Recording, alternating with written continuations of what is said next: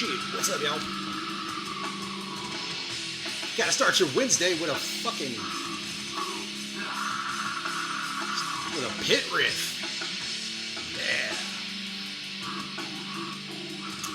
Alright, it's Wednesday. We're gonna try to have a good one. Hump day or whatever.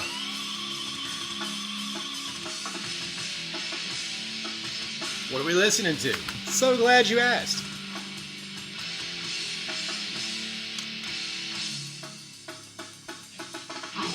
Corpse Gristle Southern Uprising, Volume 1. It's a compilation from Corpse Gristle Records. You are listening to Prophecy.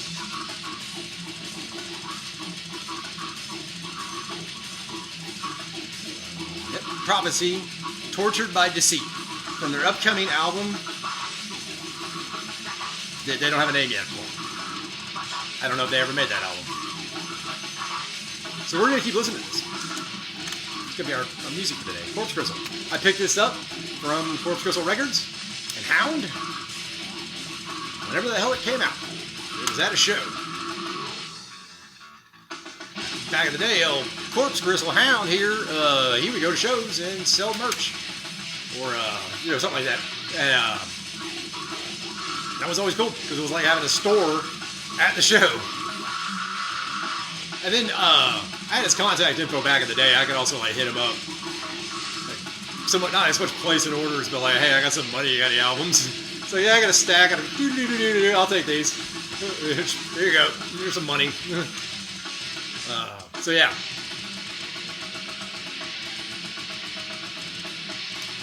Prophecy, Tortured by Deceit. Anyways, man, we read some comments on that last one. Thomas Wilkins over there, he got me all philosophical and shit. Yeah, thanks, bro. You're getting all philosophical, man. Anyways, somebody else commented, a one-man band from Japan. One-man band from Japan.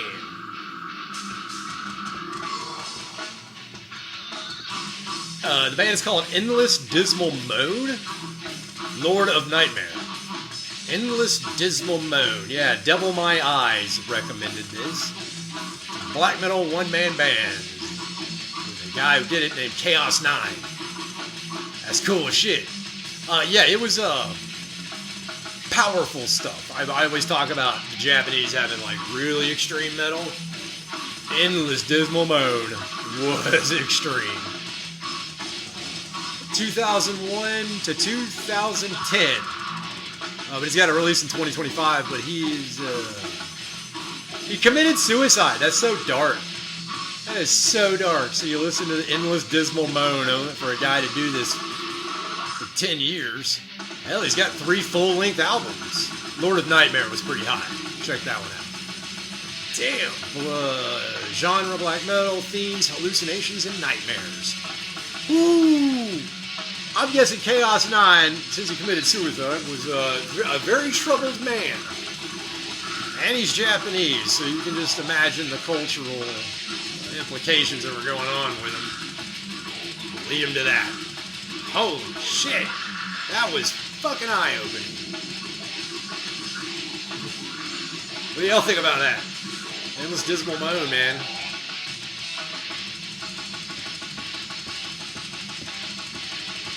What do y'all think about this Prophecy track? Tortured by Deceit.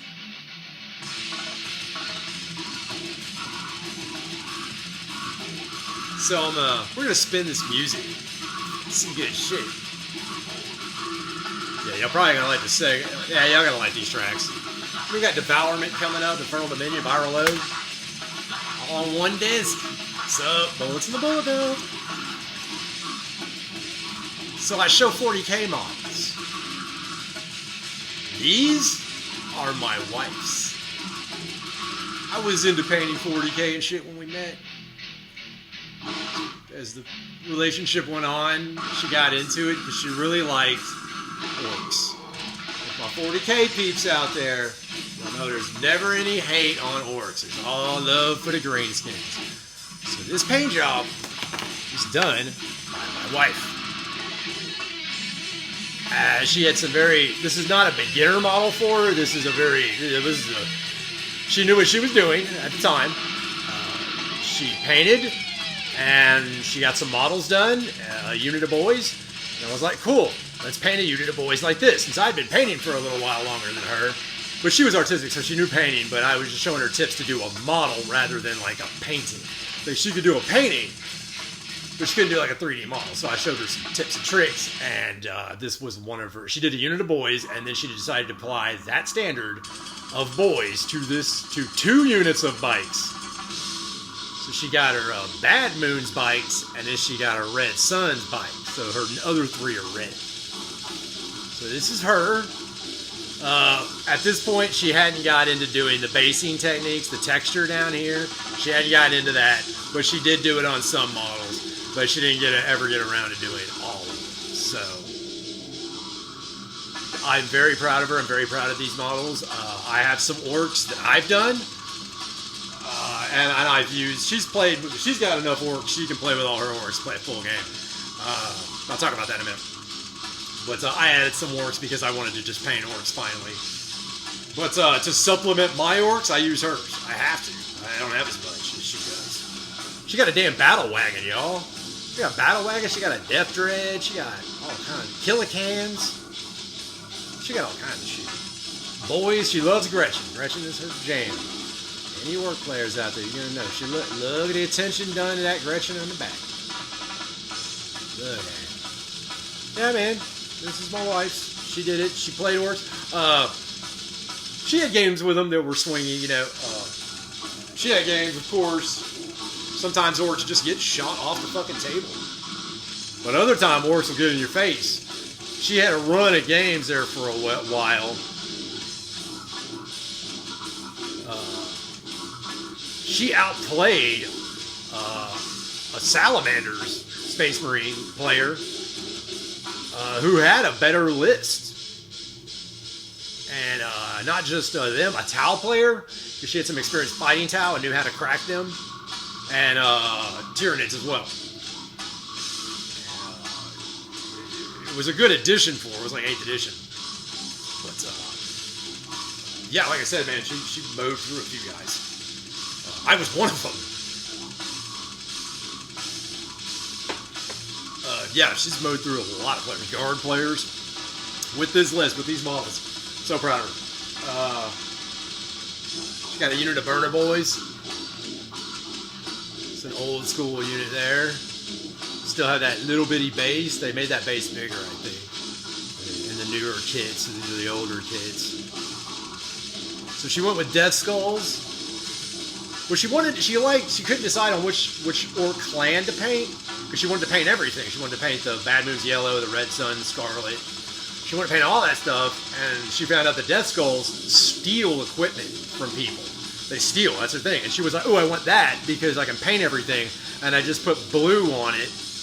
The blue, and that's the Death Skull stuff. So the blue up on top, that's supposed to be a handprint. Can't see it too clearly in this, but on her truck, one of her trucks, the Ork trucks, she has a blue handprint where they would mark it. I think even one of the Killicans has it or something. So no matter which Ork clan you see, it's always got blue paint on it. See, look at that blue paint. Oh yeah, it's just supposed to be smeared on there. That's what it is. She was going for a smear mark. It's like, yep, this is blue now, so this is Death Skulls. Oh, we're listening to Devourment, Lady Killer.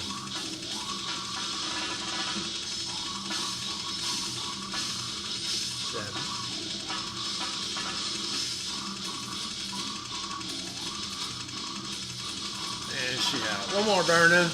Painted that same standard, and here's the spanner, I call this, the guy with the special weapon. Damn rocket launcher.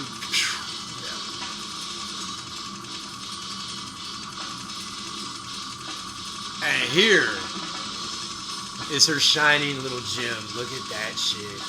This is an Age of Sigmar, AOS.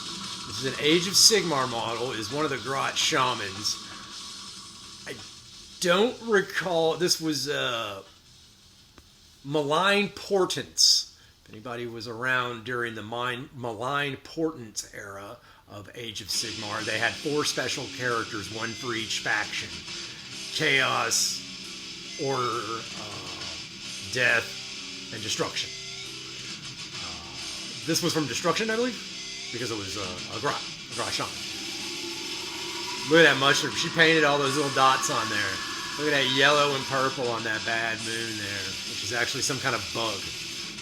And it has mushrooms hanging off of it. She painted them all pretty and shit. Fucking badass is that, dude. She just saw this the other day. I pulled it out to shoot this video. She was like, damn, I kicked ass on that model. I was like, yeah, you fucking did, dude. And that's just using the Citadel, on Citadel Games Workshop website, YouTube channel. Their painting tutorials that they have, especially with Duncan Rhodes.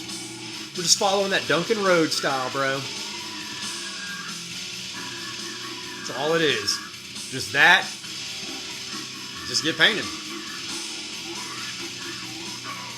You know, it's going to look beginner, and then it's going to look fucking hot. And she did it all the standard. That's what she got. Viral load. Rape with a rake. No. This is... Where the fuck are my glasses go? Oh, yeah. Awaken in Flames. Sorry. Rape with a Rake's the next one. Yeah.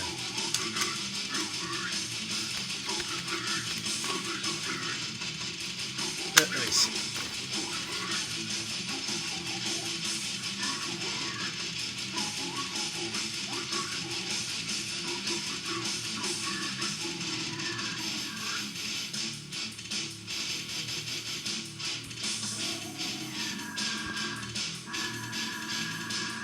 Oh, free. Maybe I didn't pay for that.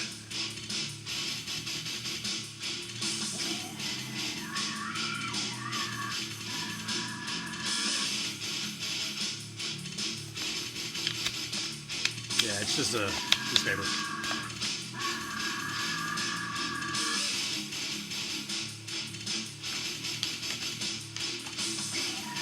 Viral Load was so badass back in the day. Viral Load was this shit.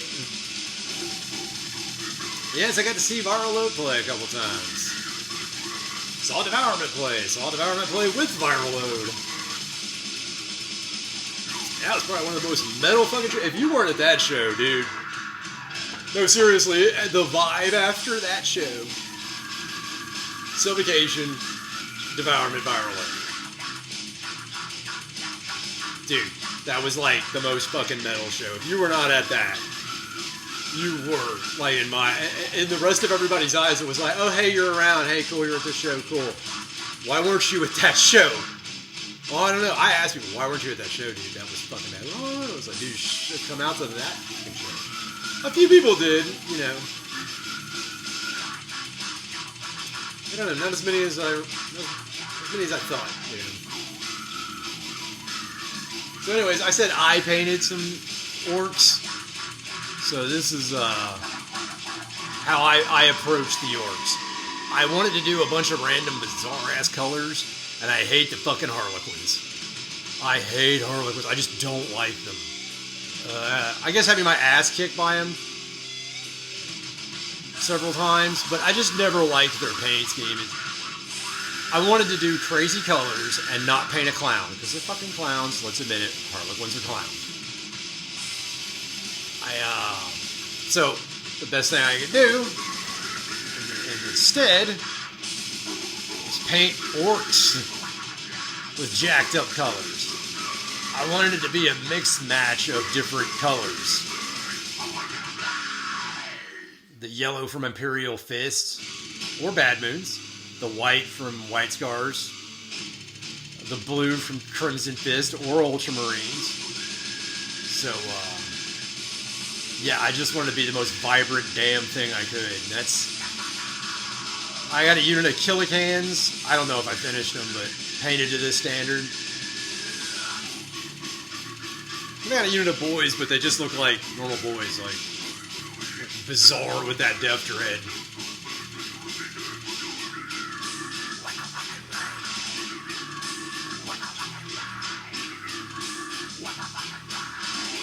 That's Sean doing the highs.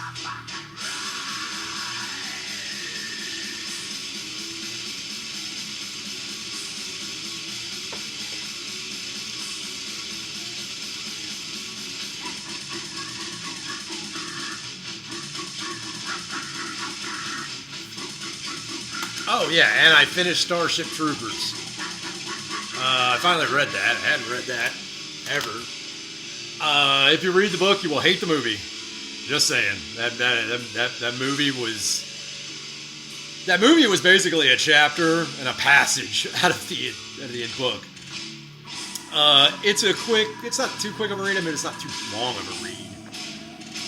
It gets exciting, and then it gets boring and dry. And then it gets exciting, and it gets boring and dry. But remember, they're in the Federation, which is basically a bureaucratic military. But they talk about their bureaucratic military ways in that, and how, like, other armies, it took 70,000 soldiers to get 10,000 to fight. And they're like, that's unsustainable. Reminds me of our U.S. military. Yeah, have you seen our U.S. Army, how bloated that is? Oh my God. You know, people, the fucking U.S. military employees, and most of them are just absolutely retarded. God damn it, I said the word. But anyways, the book talks about how that didn't work out for countries like that. Happened to Rome, happened to the U.S. Welcome to the decline of the United States of America. But that's alright, she's gonna rebound like a motherfucker because it's built off that fucking spirit of 1776. And I will go down swinging, and I will take as many of you motherfuckers as I can with me. So anyways, the U.S. will be fine. But anyways, the book is dry at times, but exciting at other times. If you like that movie, and you like 40K, and you like all that science fiction-y stuff, totally worth it. If you're only casually interested in it, it shouldn't be your first book, but it should be an advanced book for you. You know, if you've read some Horus Heresy and you've read, you know, Lord of the Rings. Oh God, if you've read Lord of the Rings and you haven't read this, do totally read this. Yeah, that's my thoughts on that. I'd say that took me about a combined 8 to 10 hours to read. And just know I can sometimes read 3 hours a day. I just can't do it every single day, but I can get 3 or 4 hours of reading in a day. But that's a good day. Usually I can get about an hour of reading in a day. So I do that kind of in the morning with some coffee and a cigarette. I'm the coffee cigarette book guy. All my coffee cigarette guys, what's up? That's the way to live life, man. Get the coffee cigarette, breakfast, rigorous physical exercise, or just a manual labor job using your hands. Ooh. But I get an hour reading in the morning before all that starts. That's the key to kicking as much ass as I do. Get up before the sun comes up and get your day started. But I work shift work at a car plant. Sorry, that was the fish talking. Yeah, but I work shift work at a car plant. Well, still do the rigorous physical exercise. Yeah, that kind of shit. Thank you, fish. He's been over here for a while. I've been wanting to add him in. Can't ever think of a joke for this guy. Ooh. This is Infernal Dominion.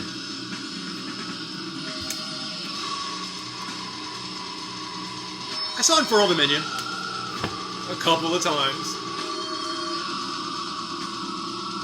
Probably 5 times, maybe? I know I saw that band a lot. I saw Infernal Dominion play a lot. Saw them perform this song probably. I think they played this every time. It was like the song. Weren't getting out of there without playing Good at Children of Faith. I sat in a practice room, Francisco's, Houston, Texas. I had to sit in a practice room and watch them write this fucking song.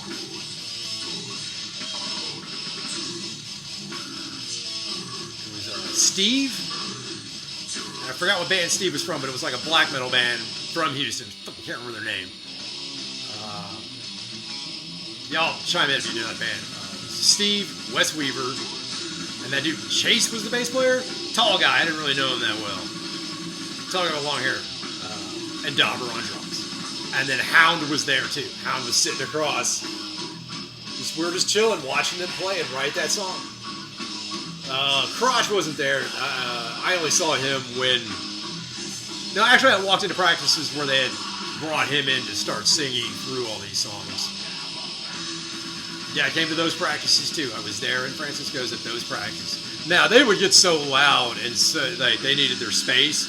So, at that time, when we were watching with Crotch and everything, wasn't that big of a room. You get 5 guys in there, they're kind of out of room.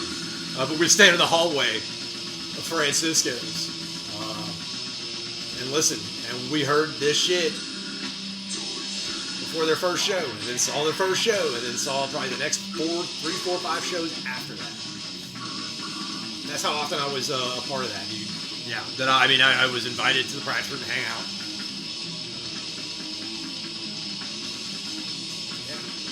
Because I went to the shows. I went to all the fucking shows. Started meeting people at shows. The guys who kept consistent, like, hey, I saw you at this show. Hey, I saw you at this show.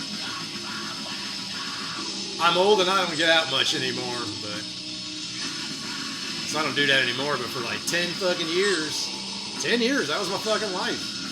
Work, go to shows. I mean, I did other stuff. That was my fucking life. About 10 fucking years. I was 16, had a full-time job when I started that bullshit. So that's adding on to Thomas Wilkins from the other day. Yeah, man. I just did my job. Oh shit, we're 21 minutes. We're gonna finish good at Children of Faith, because I'm talking about it.